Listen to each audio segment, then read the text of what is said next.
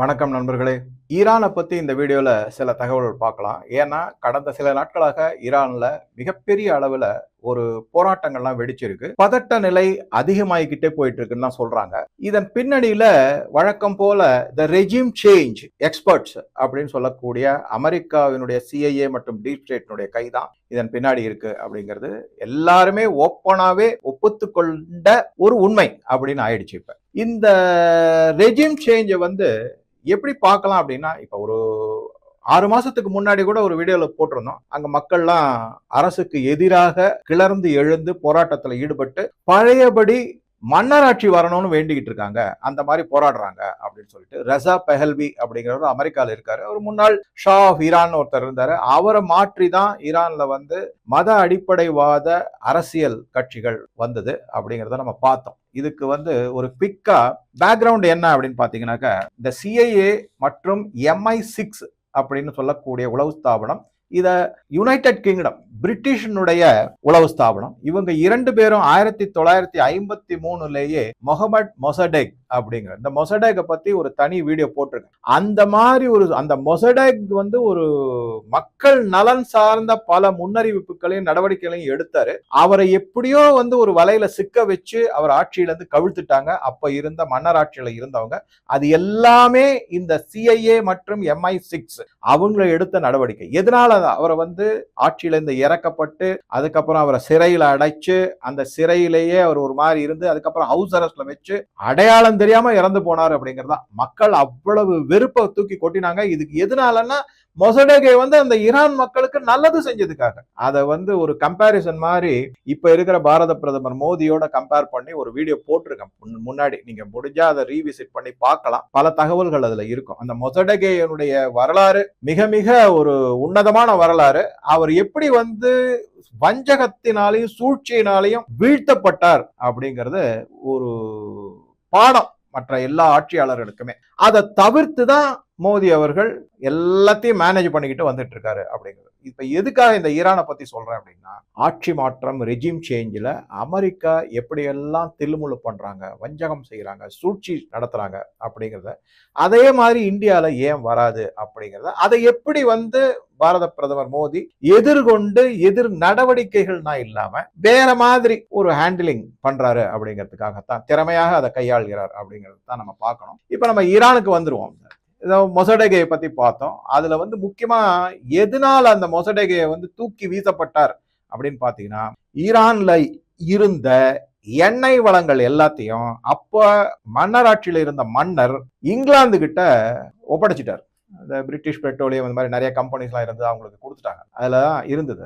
அதை இந்த மொசடெகை என்ன பண்ணாரு, ஒரு இரவோட இரவா எல்லாத்தையும் அரசுடைமை ஆக்கிட்டார். உடனே இங்கிலாந்து என்ன பண்ணாங்கன்னா அமெரிக்காவினுடைய உதவியை நாடினாங்க. அமெரிக்காவினுடைய உதவியை எடுத்துக்கிட்டு இந்த மொசடெகையை தூக்கி எறிஞ்சிட்டு பழையபடி எண்ணெய் வளங்கள் எல்லாம் இவங்க எடுத்துக்கிட்டு, அதுல வேடிக்கை பாருங்க, இந்த குரங்கு அப்பந்தின கதை தான். அமெரிக்கா முதல்ல இங்கிலாந்து மட்டும்தான் இதை அனுபவிச்சுட்டு இருந்தாங்க. அதுக்கப்புறம் அமெரிக்கா உள்ள வந்த உடனே இங்கிலாந்தை குறைச்சு ஒதுக்கி தள்ளிட்டு தான் மேக்சிமம் எல்லாத்தையும் மிக அதிக அளவிலான எண்ணெய் வளங்களை அமெரிக்க கம்பெனிகள் கைப்பற்றின. அந்த மாதிரி தான் நடந்தது. அதற்காக அது ஒரு ஆட்சி மாற்றம் நடந்தது. இப்ப அதுக்கப்புறமா பாத்தீங்கன்னாக்க அந்த ப்ராஜெக்டுக்கு பேரே வச்சிருந்தாங்க.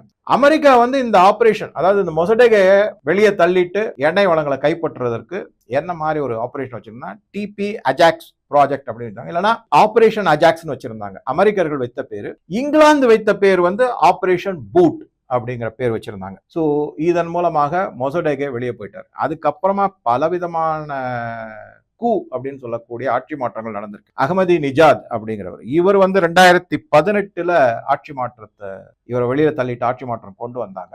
அது கிரீன் ரெவல்யூஷன் பேரே கொடுத்தாங்க. கலர் ரெவல்யூஷன் கூட சொல்லுவாங்க. அந்த கலர் ரெவல்யூஷன் தான் இப்பயும் எடுத்து செஞ்சுக்கிட்டு இருக்காங்க, அமெரிக்கர்கள் செஞ்சுக்கிட்டு இருக்காங்க. அமெரிக்க உளவுத்துறையான CIA மற்றும் அமெரிக்காவினுடைய டீப் ஸ்டேட். அபோல் ஹசன் பனிசார் அப்படிங்கிறவர், பனிசார் அவர் ஒரு ஃபர்ஸ்ட் பிரசிடென்ட் 1980-81. அவரையுமே ஆட்சியில இருந்து தூக்கி எறிஞ்சிட்டு அயத்துல்லா கொமேனி அப்படிங்கிற ஒரு ஆட்சிக்கு வந்தார். இது ரொம்ப பிரபலம். 1980கள்லாம் ரொம்ப ரொம்ப பேசப்பட்ட ஒரு அதாவது ஜியோ பாலிடிக்ஸ்ல மிக மிக முக்கியமாக அதிகமாக பேசப்பட்ட ஒரு நிகழ்வு. அந்த அபுல் ஹசன் பனிசர் அப்படிங்கிறவர் அவர் ஆட்சியில இருந்து தள்ளிட்டு, அப்பதான் அடிப்படைவாத மதவாதிகள் கையில ஆட்சி, ஈரானுடைய ஆட்சி போய் சேர்ந்தது. அதுக்கப்புறம் அலி கமேனி அப்படிங்கிறவர் அவரையும் தூக்கி எறிஞ்சாங்க. அப்ப என்னன்னா PM ரஸ்மரா அப்படிங்கிற அவரை ஆங்கிலோ ஈரானியன் ஆயில் லாபி இருக்குங்களா, அது இந்த பிரைம் மினிஸ்டரா இருந்த ரஸ்மாரா அவரை கொலை செய்யப்பட்டார். சோ இந்த மாதிரி பல விதமான நிகழ்வுகள் ஈரான்ல நடந்துட்டு. சரி, இப்ப என்ன வந்திருக்கு அப்படின்னு பாத்தீங்கன்னாக்க, மிக அதிர்ச்சி அளிக்கக்கூடிய, ஆச்சரியப்படக்கூடிய வகையில நிகழ்வுகள்லாம் நடந்துகிட்டு இருக்கு. என்னென்ன மாதிரி நிகழ்வுகள்ன்றது பார்க்கலாம். முதல்ல என்ன அப்படின்னா, இந்த போராட்டக்காரர்கள் அவர்கள் எழுப்பக்கூடிய கோஷங்கள் என்ன அப்படின்னு பார்ப்போம். அதாவது ஒன்னு this year is the year of overthrowing Syed Ali house அப்படிங்கிறது. இந்த சையத் அலி கமேனி அப்படிங்கிறது அவரை தூக்கி வெளியில எரிஞ்சிட போறோம் அப்படிங்கிற மாதிரி சொல்லியிருக்காங்க. ஒரு மிக முக்கியமானது, this is the final battle, Reza Pahlavi will return அப்படின்னு சொல்லியிருக்காங்க. இதுதான் ஃபைனல். ஏற்கனவே 6 மாசத்துக்கு முன்னாடி நடந்தது, அது பெருசா எடுபடலை, அடைக்கப்பட்ட எல்லாம் அடக்கி ஒடுக்கி எல்லாம் பண்ணிட்டாங்க. அதுல எந்த மாதிரி அடக்குமுறை எல்லாம் நடந்தது அப்படின்னா, எல்லாரையும் சிறையில தூக்கி போட்டாங்க, சில பேர் காணாமல் போய்விட்டார்கள், கடுமையான தண்டனைகள் விதிக்கப்பட்டது, இதெல்லாம் நடந்துச்சு. ஏன்னா ஈரான்ல ஷியா இஸ்லாமியர் இருக்காங்க, அவங்க ஒரு கடுமையான மதம் சார்ந்த கட்டுப்பாடுகள் எல்லாம் விதிச்சுட்டு இருக்காங்க. ஏற்கனவே கூட உங்க எல்லாருக்கும் தெரிஞ்சிருக்கும்னு நினைக்கிறேன். மாஷா அம்மினி அப்படிங்கிற ஒரு பெண்மணி தன்னுடைய ஹிஜாப் என்று சொல்லக்கூடிய தலையில கவர் பண்ணக்கூடிய அந்த ஆடைய சரியா போடலை அப்படின்னு சொல்லிட்டு மிக இள வயது 18-20 வயசுக்குள்ளதான் இருக்கும் மாஷா அம்மினிங்கிறது. இது 2022 நடந்தது.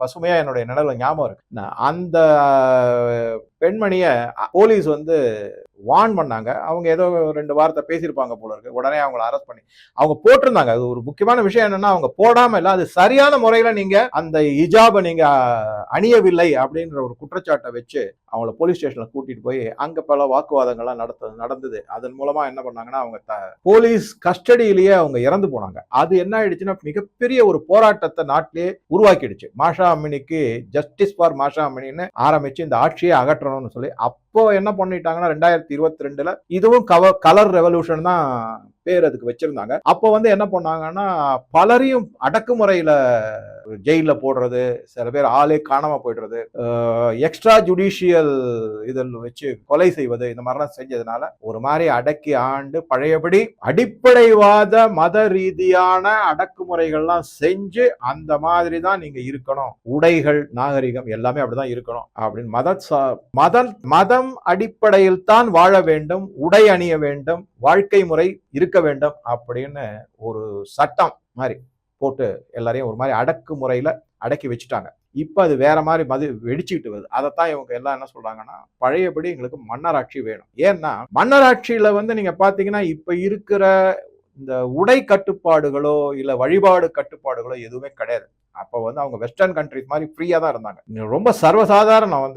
பீச்சில் நீச்சல் குளத்துல எல்லாம் எந்த மாதிரி ஒரு உடை அணிவாங்களோ அதெல்லாம் ரொம்ப சர்வசாதாரணமா தான் இருந்தது ஈரான்ல. இந்த மத அடிப்படைவாத அயத்தொல்லா கொமேனி வந்ததுக்கு அப்புறம் 1980 வாக்குல வந்தது. அப்பல இருந்துதான் இந்த மாதிரி கட்டுப்பாடுகள்லாம் அதுவும் தீவிரமான கட்டுப்பாடாக கொண்டு வரப்பட்டது. இப்ப அமெரிக்காவுக்கு இதுல என்ன இன்ட்ரெஸ்ட், மற்ற அரபு நாடுகளுக்கு என்ன இன்ட்ரெஸ்ட் அப்படின்னா, மற்ற அரபு நாடுகளை பொறுத்த வரைக்கும் மெஜாரிட்டி இந்த சன்னி முஸ்லீம்னு சொல்லக்கூடிய அவங்களுக்கு இந்த ஷியா ஈரான் எப்பவுமே ஒரு பிடிக்காத நாடு, ஒரு எதிரி போன்ற நாடு தான். அதுல இன்னொரு முக்கியமான காரணமும் இருக்கு. ஏன்னா ஈரான் கிட்ட அணு ஆயுதங்கள் இருக்கு, மற்ற அரபு நாடுகள் கிட்ட அணு ஆயுதங்கள் கிடையாது. அந்த அரபு நாடுகள் எல்லாமே அமெரிக்காவை நம்பித்தான் இருக்காங்க தங்களுடைய பாதுகாப்புக்கு அப்படின்னு. ஈரான் எப்போ வேணாலும் இவங்க மேல தாக்குதல் நடத்த முடியும். ஈரான் ஏதோ இஸ்ரேலுக்கு மட்டும்தான் எதிரி அப்படின்னு நம்ம நினைக்க வேண்டாம். ஈரான் பல சன்னி முஸ்லிம்கள் நாடுகளுக்குமே அது எதிரியா தான் இருக்காங்க. இப்ப ஒண்ணே இல்ல, ஒரு சின்ன உதாரணம் பாருங்க. சவுதி அரேபியாவுக்கும் UAE-க்கும் சண்டை நடந்துகிட்டு இருக்கு. எந்த மாதிரினா மறைமுகமான சண்டை. என்ன அப்படின்னா, UAE யமான்ல இருக்கக்கூடிய ஒரு சில பிரிவினைவாத குழுக்களை வச்சு சவுதி அரேபியா மேல தாக்குதல் நடத்திட்டு இருக்காங்க. யமான்ல இருந்து சவுதி அரேபியா அவங்களுக்கு வார்ன் பண்ணிருக்காங்க. நீங்க அதனாலதான் பாகிஸ்தான் வீரர்கள் ஒரு 25,000 பேர் சவுதி அரேபியாவுக்காக ராணுவத்துல சேர்ந்து சவுதி அரேபியாவுக்காக யமானியர்களுக்கு எதிராக போர் செய்வதற்காக போயிருக்காங்க. அதை கூட பார்த்தோம். ஆமா இங்க வாங்க ஏமான், அப்புறம் சவுதி அரேபியா நடுவுல வந்து இருக்கிற கிரேவ்யார்டு எல்லாத்திலையும் பாகிஸ்தானிய ராணுவ வீரர்களை வச்சு நாங்க ரொப்பிடுவோம், புதைச்சிருவோம் அப்படிங்கிற மாதிரி சவால்லாம் நம்ம பார்த்திருக்கோம். போன ஒரு வீடியோல கூட நான் சொல்லியிருக்கேன். சோ இப்ப அங்க பாருங்க, யுனைடெட் அரபு எமிரேட்ஸுக்கும் சவுதி அரேபியாவுக்கும் சண்டை வருது.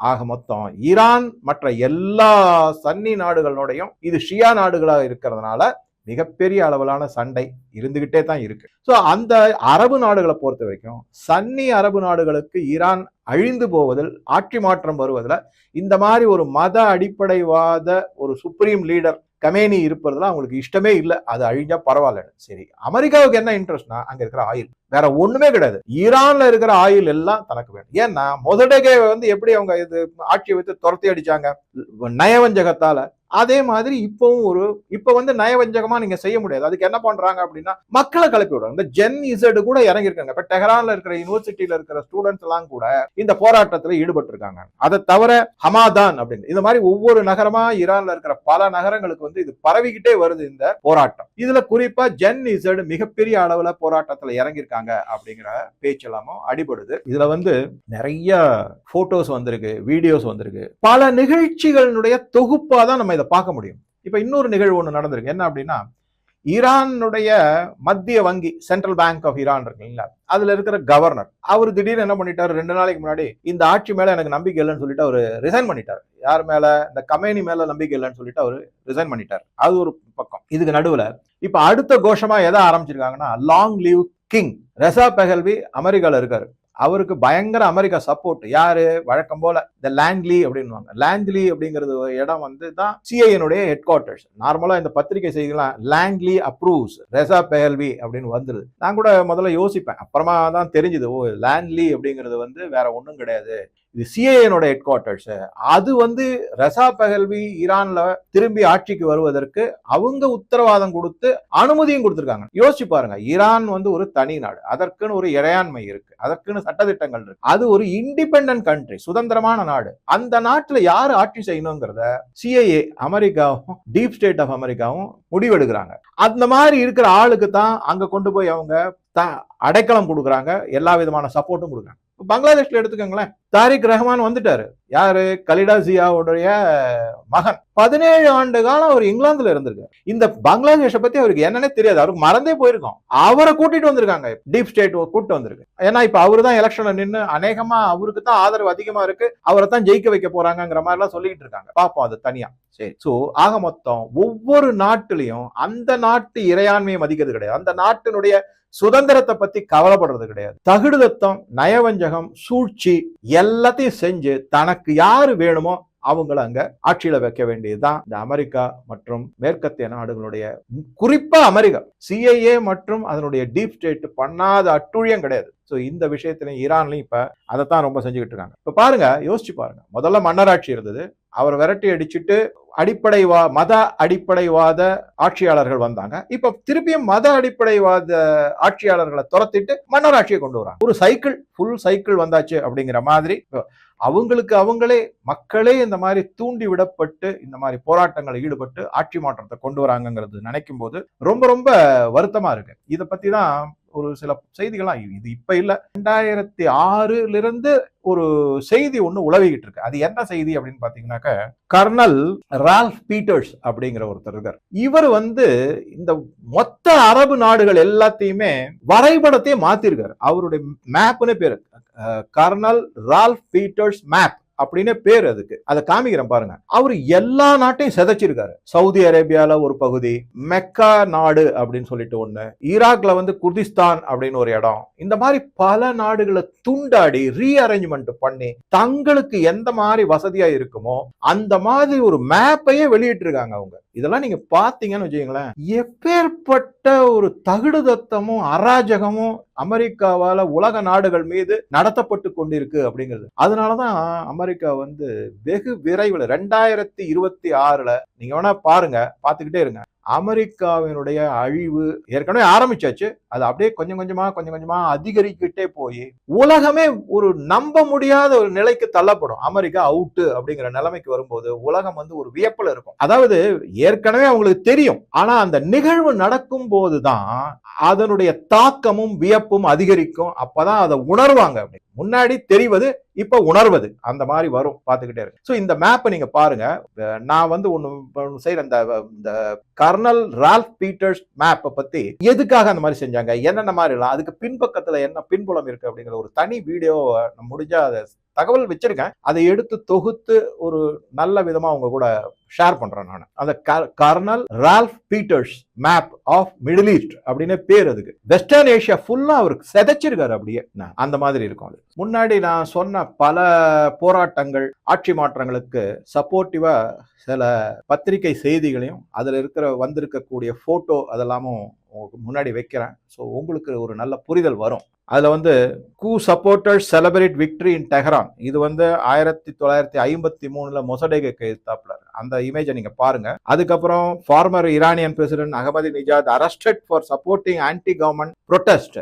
அதை பத்தின தெளிவா உங்களுக்கு எல்லாமே புரியும். இதுக்கு அப்புறமா இன்னொரு என்ன அப்படின்னு பாத்தீங்கன்னா, அந்த மத அடிப்படைவாத ஆட்சியாளர் இருக்காருங்களா, அவர் வந்து அந்த சுப்ரீம் லீடர் அப்படிங்கிற மத தலைவர், அவர் தான் ஈரானுக்கு சுப்ரீம் லீடர். அவர் வந்து வேண்டுகோள் விடுக்கிறார், மத அடையாளங்களை அழிக்காதீர்கள், மத கோட்பாடுபடி வாழுங்கள் அப்படின்லாம் பெரிய லக்சர்லாம் கொடுக்குறாரு. இதுக்கு நடுவுல அதுக்கு மதிக்காம ஒரு நிகழ்வு ஒண்ணு நடந்திருக்கு. அது என்ன அப்படின்னு பாத்தீங்கன்னா, ஒரு மராத்தான் ரேஸ் ஒண்ணு நடத்திருக்காங்க. அந்த மராத்தான் ரேஸ்ல இந்த ஈரானிய மக்கள் ஆண் பெண் இருபாலருமே என்ன பண்ணிருக்காங்கன்னா, அங்க போயிட்டு குறிப்பா பெண்கள் ஷார்ட்ஸ் டிஷர்ட் போட்டுக்கிட்டு மராத்தான் ரேஸ்ல கலந்துட்டு இருக்காங்க. சுத்தமா அந்த சுப்ரீம் லீடர் மத தலைவர் சொன்னதுக்கு எந்த மரியாதையுமே கிடையாது. அதை கம்ப்ளீட்டா அவமரியாதை செஞ்சுட்டு எங்க இஷ்டப்படி எங்களுடைய தனி நபர் உரிமையில நீங்க தலையிட முடியாதுங்கிற மாதிரி தெரிவிக்கணுங்கிறத இதை எதிர்பார்த்துதான் என்ன பண்ணிருக்காங்கன்னா, அந்த மராத்தனை யாரெல்லாம் ஆர்கனைசர்னு சொல்லக்கூடியங்க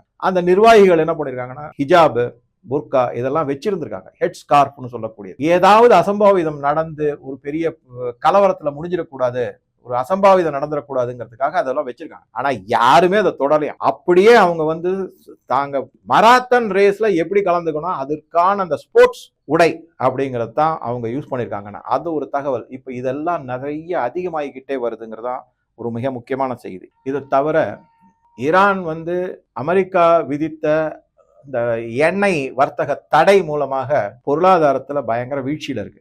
ரஷ்யா தப்பிச்சிடுச்சு. இந்தியாவினுடைய பாதுகாப்பு, இந்தியாவினுடைய உத்தரவாதம், இந்தியாவினுடைய ஆதரவு மூலமாக ரஷ்யா முழுமுற்றாக தப்பித்து விட்டது பொருளாதார வீழ்ச்சியிலிருந்து. அதனாலதான் ட்ரம்புக்கு பிடிக்கல. அது இருக்கட்டும். இப்ப ஈரான்ல வந்து என்ன ஆயிடுச்சுன்னா, டாலருக்கும் அந்த ஈரானிய ரியாலுக்கும் விகிதாச்சாரம் பயங்கரமா ஏறிடுச்சு. Number 1 point. உடனே சார் இந்திய ரூபா கூட விழுந்திருக்கிறேன். அதை நான் திருப்பி சொல்றேன், புரியாம அதை பத்தி பேசாதீங்க தயவு செஞ்சு. அதனுடைய அந்த பொருளாதார இந்திய ரூபாய் மற்றும் டாலரினுடைய பேரிட்டி அப்படிங்கிறது வந்து அது ஒரு மிகப்பெரிய டாபிக். அது பல விதமான பொருளாதார வல்லுநர்களுக்கே அது புரியறது ரொம்ப கஷ்டம். தயவு செஞ்சு புரிஞ்சுக்கோங்க.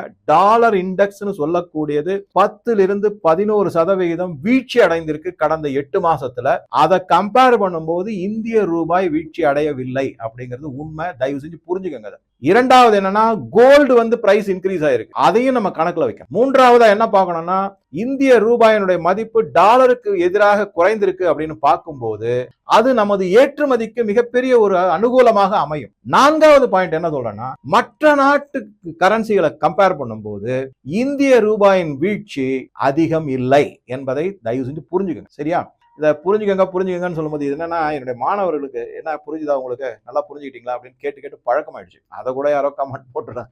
எதைத்தான் சொல்றது எதைத்தான் தவிர்க்கிறதுன்னு எனக்கே தெரியல. சிலது வந்து பழக்க தோஷத்துல வந்துடுது. ஸோ அதை அப்படியே கொஞ்சம் ஒதுக்கிட்டு விஷயத்த மட்டும் வந்து இப்ப அதுக்கு ஏத்த மாதிரி என்ன பண்ணிருக்காங்கன்னா, ஈரானுடைய ரியால் படுவீழ்ச்சி அடைஞ்சிருக்கு டாலருக்கு. ஏன்னா பொருளாதாரம் வீழ்ச்சி. இதனால என்ன ஆயிருக்கு அப்படின்னா, நீங்க நம்ப மாட்டீங்க, சாதாரண பொருட்கள் எல்லாத்தையும் சேர்த்து பார்க்கும்போது 42% பணவீக்கம் இருக்கு ஈரான்ல. மற்ற எல்லா பொருட்கள், உணவுப் பொருட்களுக்கு மட்டும் பாத்தீங்கன்னா 72% இருக்கு. யோசிச்சு பாருங்க. 100 ரூபாய்க்கு அரிசி வாங்குறீங்கன்னா அடுத்த மாசம் 172 ரூபாய் அதே குவான்டிட்டி. இப்ப 100 ரூபாய்க்கு ஒரு உதாரணத்துக்கு சொல்றேன், நான் 2 கிலோ அரிசி வாங்குறீங்க 50 ரூபாய்க்கு அப்படின்னா அடுத்த மாசம் நீங்க 172 ரூபாய் கொடுக்கணும் அதே 2 கிலோ வாங்குறதுக்கு. 86 ரூபாய் அரிசி ஆயிடுச்சு. 50 ரூபாயில இருந்து 86 ரூபாய் ஆயிடுச்சு உங்களுக்கு. அந்த மாதிரி இருக்கு. இங்க எப்படி இருக்கு நிலைமை?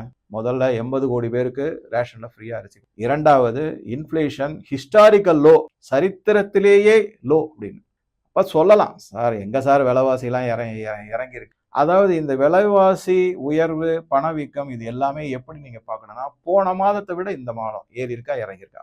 நீங்க பாட்டுக்கு நம்ம அப்பா அம்மா காலத்துல இருந்தது இப்பயும் கம்பேர் பண்ண முடியாது. அப்படி இப்ப கம்பேர் பண்ணனா அவங்க அம்மா அப்பா காலத்துல வந்து என்ன அவங்களுக்கு சம்பளம் இருந்ததோ அதை இப்ப இருக்கிற சம்பளத்தோட. இந்தியாவுல பல ஐடி கம்பெனிஸ் வந்து, அதாவது நான் சொல்றது அமெரிக்கன், கூகுள், அமேசான், அதுக்கப்புறம் மைக்ரோசாஃப்ட், காக்னிசன்ட் எல்லாம் கடை விரிச்சிருக்காங்க இங்க வந்து. சில பேர்கிட்ட நான் கேள்விப்பட்டேன் 50 to 70 லட்சம் வரைக்கும் சம்பளம் கொடுக்குறாங்க வருஷத்துக்கு. உங்க அம்மா அப்பா காலத்துல அவ்வளவு இருந்ததா? யோசிச்சு பாருங்க. அந்த மாதிரி தான் நம்ம கொஞ்சம் அதெல்லாம் புரிஞ்சுக்கணும். சரி, இப்ப இந்த மாதிரி அங்க பணவீக்கத்தினுடைய தாக்கம் பெரிய அளவு. அதனால மக்கள் வெறுத்து போய் இந்த மத அடிப்படைவாத ஆட்சி கலைஞ்சா நல்லது அப்படின்னு. ஒரு சில ஆங்கிள் பாத்தீங்கன்னா இந்த மத அடிப்படைவாத அரசியல் ஈரான்ல பல கேடுகளை விளைவிச்சிருக்கு, அது இல்லைன்னு சொல்ல முடியாது. அதே சமயத்துல அதுக்காக அமெரிக்கா செய்வது எல்லாமே நியாயம். அதனுடைய ஆட்சி மாற்றத்தை அவங்க கொண்டு வரதை அவங்க யாரை செலக்ட் பண்ணி அனுப்புறாங்களோ அவங்கள ஆட்சியில உட்கார வைக்கணும். அது இதை விட கொடுமை, அராஜகம். அதையும் நம்ம தெரிந்து கொள்ளலாம். ஸோ மக்கள் பல கோஷங்களை எழுப்பியிருக்காங்கன்னு சொன்னேன். அதுல வந்து மிக முக்கியமானது என்னன்னா, death to dictator, mullahs must go back, Shah will return, அந்த மாதிரியான ஒரு கோஷங்களும் எழுப்பப்பட்டுள்ளது. இதுக்கு நடுவுல பல இடத்துல போலீஸ் மேல தாக்குதல் நடத்திருக்காங்க. அந்த போலீஸ் என்ன பண்ணிருக்காங்கன்னா, இவங்களுக்கு ஆதரவான நிலைய, அதாவது போராட்டக்காரர்களுக்கு ஆதரவான நிலையில வந்து இந்த பக்கம் வந்துட்டாங்க, இவங்க சைடு வந்துட்டாங்கிற செய்திகளாமும் வந்திருக்கு. இதை பார்த்துட்டு மத தலைவர்கள் பல, இஸ்லாமிய ஷியா மத தலைவர்கள் பலரும் தங்களுடைய மத அடையாளமாக அணிந்திருக்கக்கூடிய உடைகளை எடுத்துவிட்டு சாதாரண மக்கள் போன்ற உடை அணிந்து கொண்டு தப்பித்து ஓடி இருக்காங்க அப்படிங்கிற செய்தியும் வந்திருக்கு. எந்த அளவுக்கு போராட்டம் தீவிரமாக இருக்குங்கிறது இதெல்லாம் நமக்கு ஒரு உதாரணம், நமக்கு புரிஞ்சுக்கிறதுக்கு. போன 6 மாசத்துக்கு முன்னாடி நடத்தப்பட்ட போராட்டங்கள்லயே நான் கொஞ்சம் சொல்லியிருந்தேன். என்ன அப்படின்னா, இப்ப இருக்கிற பிரசிடென்ட் மௌசூத் பெசாஷ்கியான் அப்படிங்கிறவர், இந்த மௌசூத் பெசாஷ்கியான் அடிப்படைவாதிகளோட அவர் கொஞ்சம் ஒத்து போறது கிடையாது. அவர் ஏதோ ஒரு அவசரத்துக்கு டக்கு புக்குன்னு போட்டு அவரை பிரசிடென்டா அமர வச்சுட்டாங்க, பதவியில அமர்த்திட்டாங்க. எதனால அப்படின்னா, ஈரானிய பிரசிடென்ட் அவங்க எல்லாம் வந்து இதுக்கு போயிருந்தாங்க, அந்த அசர்பைஜான். அந்த பிளேன் ஹெலிகாப்டர்லயோ இல்ல பிளேன்லயோ போகும்போது அது ஒரு ஆக்சிடென்ட் ஆகி அங்க விழுந்து நொறுங்கி போய் அவங்க இறந்து போயிட்டாங்க. அதனால அவசரமா இந்த மௌசூத் பெசாஷ்கியான பிரசிடென்டா பதவியில வச்சாங்க. இப்ப அவர் என்ன பண்ணிருக்காருன்னா, கொஞ்சம் இந்த அடிப்படைவாதம்லாம் இன்னும் ஈரானுக்கு ஒத்து வராது, நம்ம கொஞ்சம் மாடர்னா இருந்து ஈரானுடைய பொருளாதாரத்தை முன்னேற்றணும் அப்படிங்கிற மாதிரி சொல்லிட்டு அவரு வந்து இந்த மாணவர்களுக்கு போராட்டக்காரர்கள் இருக்காங்களா, மாணவ போராட்டக்காரர், அவங்களுக்கு கொஞ்சம் ஆதரவா இருக்காரு அப்படிங்கிற செய்தியும் வந்து. இது எல்லாம் ஒரு பக்கங்க. இதை விட மிக மிக அதிர்ச்சியான ஒரு செய்தி என்ன வந்திருக்கு அப்படின்னு பாத்தீங்கன்னா, இது உண்மையாவே அதிர்ச்சியான செய்தி. அமெரிக்கா ஏதோ வெறும் ஆட்சி மாற்றத்தை மட்டும் கொண்டு வரல, ஈரானையே ஒரு கிறிஸ்துவ நாடாக மாற்றுவதற்கான முயற்சிகள்ல ஈடுபட்டிருக்காங்க அப்படிங்கிற செய்தி. இது வந்து ஒரு நம்ப முடியாத செய்தியாத்தான் நானுமே முதல்ல படிக்கும் போது நினைச்சேன். அதுக்கப்புறம் கிட்டத்தட்ட ஒரு 7-8 நியூஸ் ஐட்டம்ஸ் படிச்சேன். அதுல இருந்து நானுமே இப்ப கன்வின்ஸ் ஆயிட்டேன், எஸ், அமெரிக்கா வந்து இந்த மாதிரி ஒரு உத்தியையும் சைமல்டேனியஸா சைடு பை சைடா ஒன்னு ஆட்சி மாற்றம், அதோட சேர்ந்து இஸ்லாத்தையே அந்த நாட்டிலிருந்து விரட்டி விட்டு கிறிஸ்துவ மதத்தை, அந்த நாடு முழுக்க, ஈரான் முழுக்க கிறிஸ்துவ மதத்தை கொண்டு வருவதற்கான பலவிதமான தகுடுதத்தங்கள்ல அமெரிக்கா ஈடுபட்டு இருக்கிறதாக செய்திகள் வந்திருக்கு. அதை இன்னும் டீட்டெயிலா அடுத்த வீடியோல உங்க கூட நான் ஷேர் பண்றேன். இதுக்கு நடுவுல ட்ரம்ப் வந்து ஈரான்ல போராட்டக்காரர் மீது ஏதாவது தாக்குதல் நடத்தினா அமெரிக்கா அவர்களுக்கு உதவி செய்வதற்காக ரெடியாக இருக்கிறது, we are loaded and locked, ready to go அப்படிங்கிற மாதிரி தன்னுடைய ட்ரூத் சோஷியல்ல ஒரு பதிவு போட்டிருக்காரு. ஆக மொத்தம் தெளிவா என்ன தெரியுது அப்படின்னா, இது ஈரான்ல நடக்கக்கூடிய போராட்டங்கள் எல்லாமே அமெரிக்காவால தூண்டி விடப்பட்டு செய்யப்படும் போராட்டங்கள் தான் அப்படிங்கிறது நல்லாவே புரியுது. ஸோ இந்த வீடியோ பற்றிய கருத்துக்களை பதிவிடவும். நன்றி, வணக்கம்.